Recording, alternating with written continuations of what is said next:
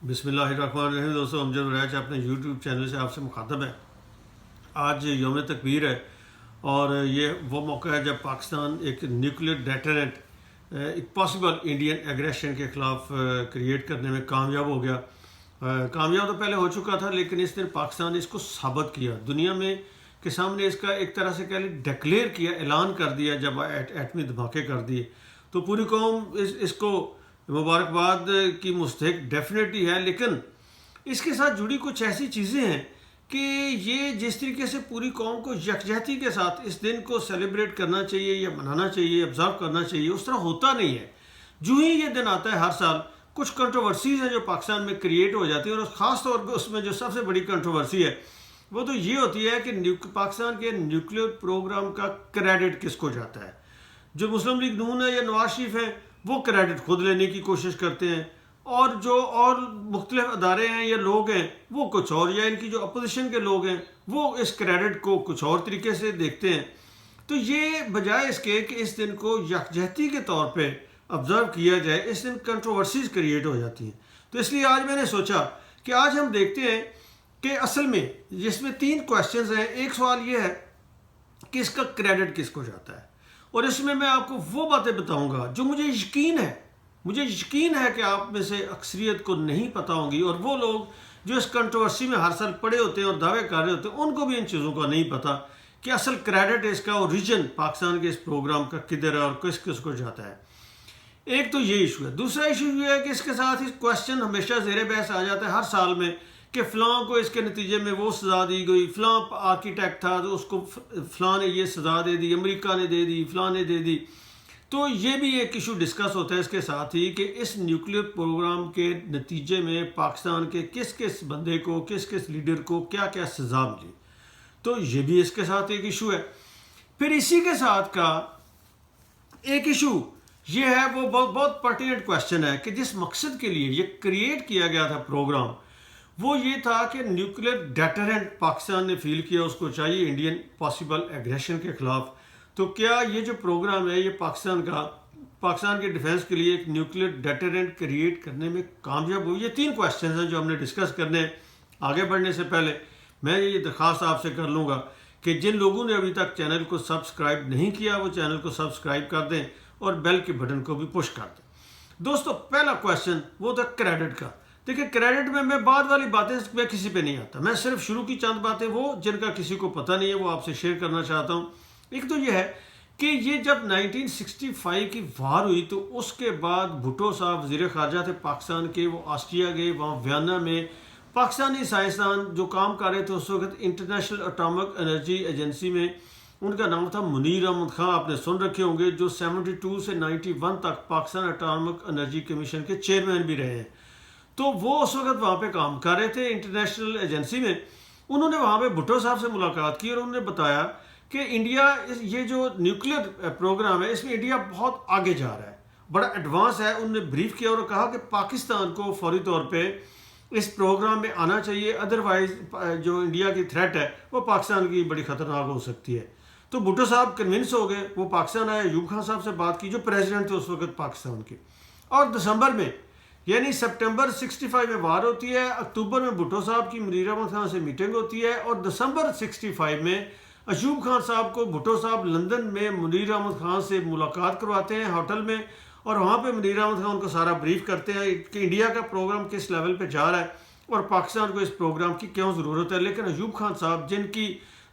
ترقی کا ڈنڈورا پیٹا جاتا ہے، پاکستان اس وقت بڑا دنیا میں ایشین ٹائیگر بننے جا رہا تھا، وہ ان کو اپنی اس اکانومی کے اوپر اتنے اعتماد تھا کہ انہوں نے جو ایکسکیوز کی منیر احمد خان کے سامنے پیش وہ یہ تھی کہ جی پاکستان ایک غریب ملک ہے اور پاکستان اس طرح کا پروگرام افورڈ نہیں کر سکتا، اگر ہمیں ضرورت پڑے گی تو ہم انٹرنیشنل مارکیٹ سے شیلف سے یہ چیز لے لیں گے۔ ماشاءاللہ کیا ایک فیلڈ مارشل صاحب کی اپروچ تھی۔ بہرحال یہ بڑے مایوس ہوئے، اور پھر بھٹو صاحب نے منیر احمد خان کو کہا کہ وری نہ کریں، ہماری باری آئے گی۔ وہ باری آ گئی 72 میں۔ بھٹو صاحب 20 دسمبر 71 کو پاکستان کے پریزیڈنٹ اور سول چیف مارشل ایڈمنسٹریٹر بنے۔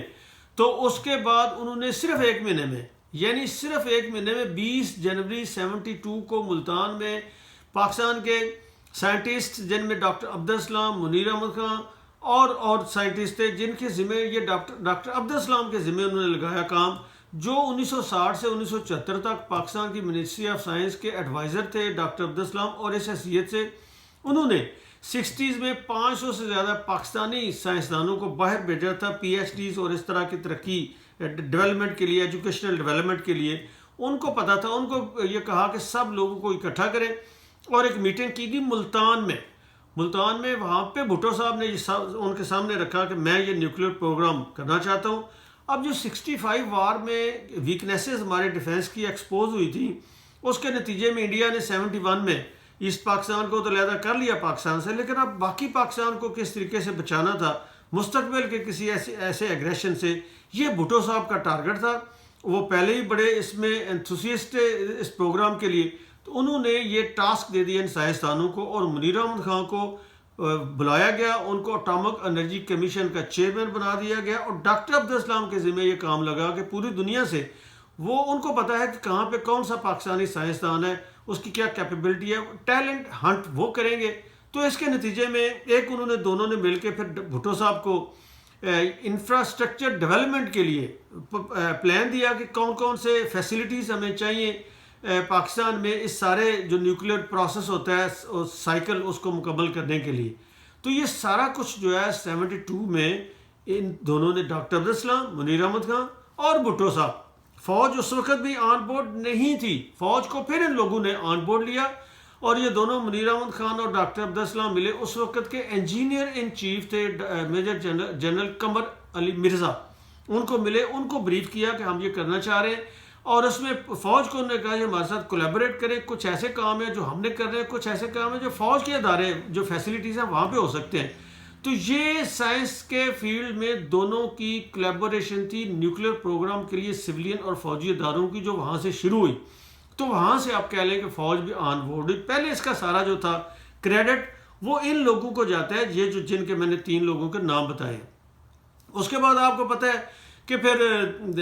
ڈاکٹر عبدالسلام تو 74 میں پاکستان چھوڑ کے چلے گئے، اور پھر ڈاکٹر عبدالقدیر خان کو لایا گیا، اور ان کو پھر کوٹا لیبارٹری بنا کے دی گئی، اور پھر آگے وہ سب کو پتہ ہے کہ یہ 80s میں پاکستان یہ ڈیولپ کر چکا تھا ڈیوائس، لیکن دھماکے جو ہیں 98 میں کیے۔ اس میں جو دوسرا ایشو ہے وہ ہے میزائل کا۔ اگر آپ کے پاس ایٹم بم ہو بھی، تو اگر میزائل آپ کے پاس نہیں ہے تو آپ یہ اب زمانہ وہ گیا 45 والا، 1945 جب امریکن طیارے گئے جاپان پہ جا کے انہوں نے وہ بم گرا دیے۔ اب یہ بم بیسیکلی گرانے کے لیے نہیں ہوتے، یہ ڈیٹرنٹ کریٹ کرنے کے لیے ہوتے ہیں، تو اس کے لیے آپ نے کیپیبلٹی شو کرنی ہوتی ہے، اور وہ ضروری ہے میزائل آپ کے پاس ہو۔ تو پاکستان کے پاس میزائل ٹیکنالوجی نہیں تھی۔ یہ اس کا کریڈٹ بے نظیر بھٹو کو جاتا ہے کہ 93 میں، اکتوبر 93 میں، 18 اکتوبر 93 میں جب وہ پرائم منسٹر بنے پاکستان کی سیکنڈ ٹائم، ودن اے 2 منتھ، جس طرح ان کے والد نے ودن اے منتھ سائنسدانوں کو اکٹھا کر کے نیوکلیر پروگرام لانچ کر دیا تھا، اس طریقے سے انہوں نے ودن 2 منتھ 93 میں نارتھ کوریا کا وزٹ کیا۔ یہ بعد میں ایک انٹرویو میں انہوں نے، ایک انڈین جو جرنلسٹ تھے، انہوں نے بک بھی لکھی اس کے اوپر، جس میں انہوں نے کنفیس کیا کہ ہاں انہوں نے ایسا کیا تھا۔ تو بہرحال یہ ہے کہ بے نظیر بھٹو کو یہ کریڈٹ جاتا ہے، یہ جانا چاہیے کہ ان نارتھ کوریا سے جو میزائل ٹیکنالوجی ہے